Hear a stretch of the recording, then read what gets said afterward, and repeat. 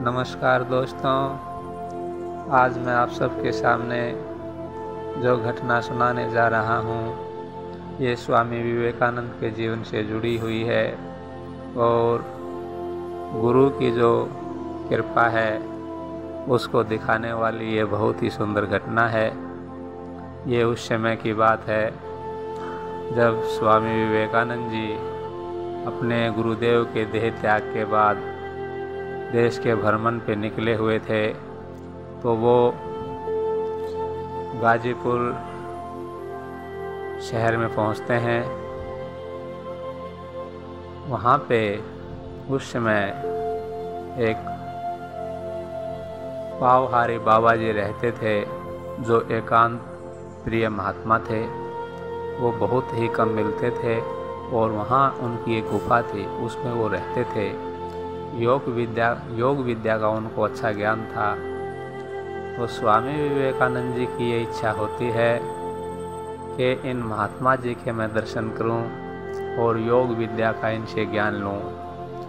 तो इसी भाव से प्रेरित होके वो उनके दर्शन के लिए जाते हैं और उनसे तरह तरह के प्रश्न करते हैं। वो महात्मा जी उच्च कोटि के संत थे। उनके सभी प्रश्नों का बड़े प्रेमपूर्ण ढंग से वो उत्तर देते हैं।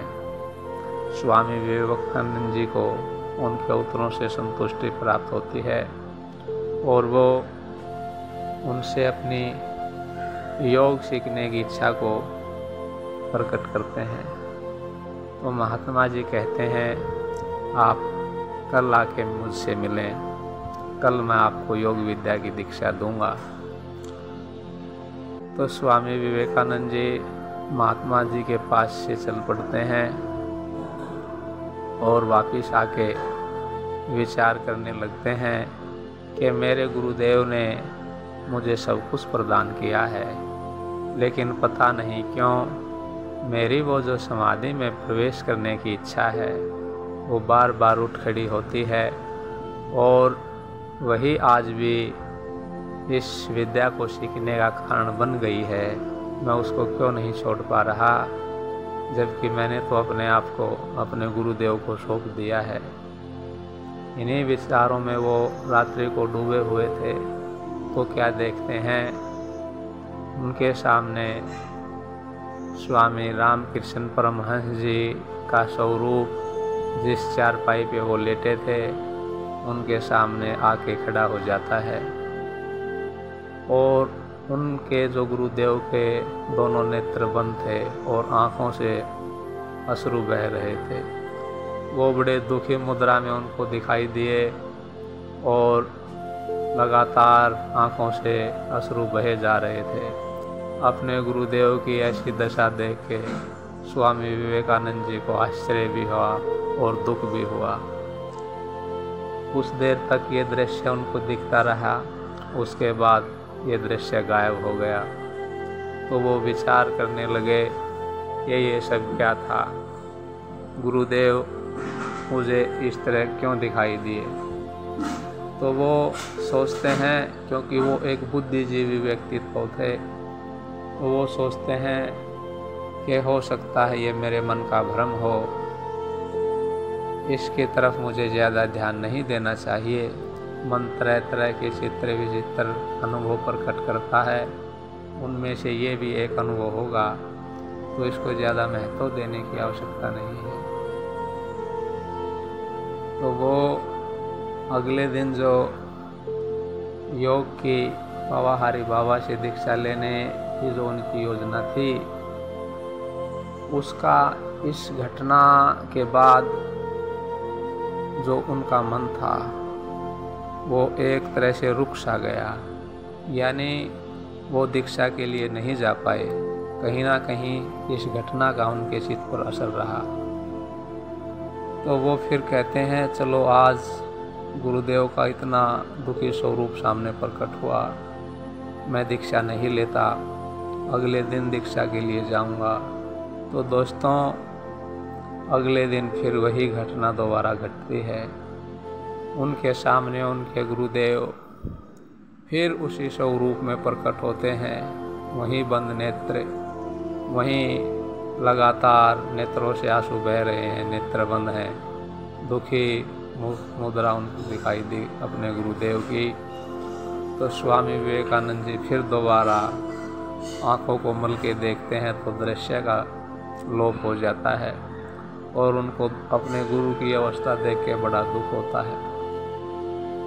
दोस्तों बताते हैं कि 21 बार उनके मन में ये भाव उठा कि मैं दीक्षा लूँगा, और 21 रात्रि लगातार उनको अपने गुरुदेव का ये स्वरूप आता रहा।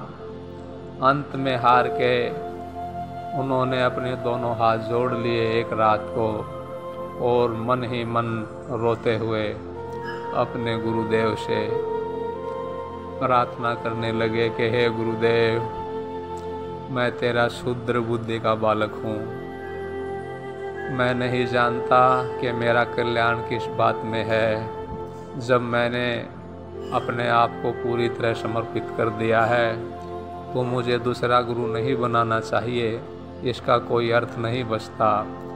आप ही मेरे सर्वस्व हैं गुरुदेव, मेरे इस अपराध को, इस गलती को, इस भूल को क्षमा कर दें।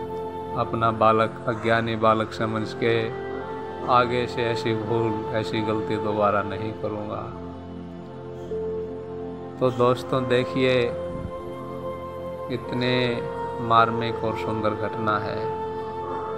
स्वामी विवेकानंद जी के हृदय में जब जब ये भाव उठा कि मैं कहीं और से दीक्षा लूँ, त्यों उनके सामने उनके गुरुदेव प्रकट हो गए, और वो जो उनका रोता हुआ स्वरूप उनके सामने आया, वो ये संकेत था कि गुरु का जो हृदय है वो अपने शिष्य से जुड़ा हुआ होता है, और गुरु ये नहीं चाहता कि मेरा शिष्य भटके।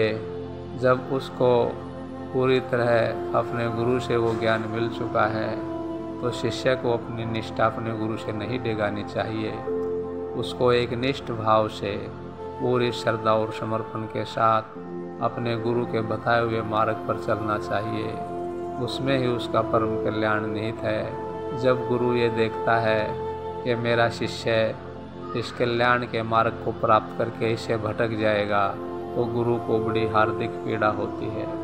गुरु नहीं चाहता कि मेरा कोई भी शिष्य इस कल्याण पथ से भटके। गुरु में कोई स्वार्थ नहीं होता। गुरु ये नहीं चाहता कभी भी कि कोई भी शिष्य मेरे से बंधा रहे। गुरु सिर्फ इतना चाहता है कि इनको जो ये सतमार्ग मिला है, इस पे ये पूरी श्रद्धा और निष्ठा से चले।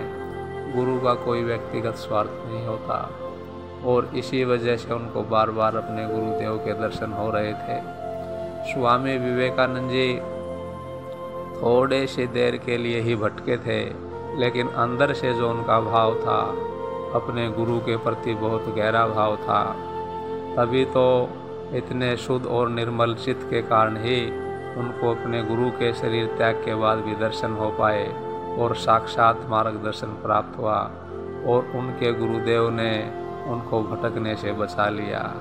ये दोनों तरफ का मामला था।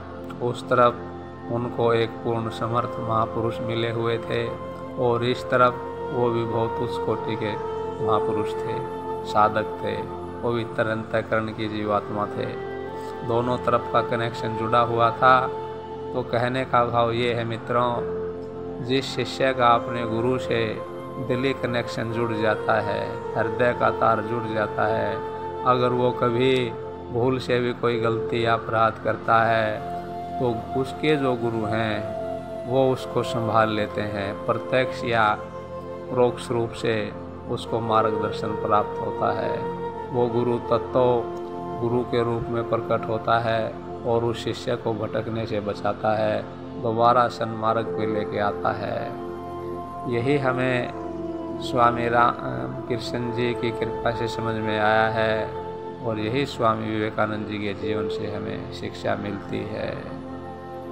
जय बाबा स्वामी रामकृष्ण परमहंस जी, आपकी जय हो प्रभु। जय हो स्वामी विवेकानंद जी, आपकी जय हो।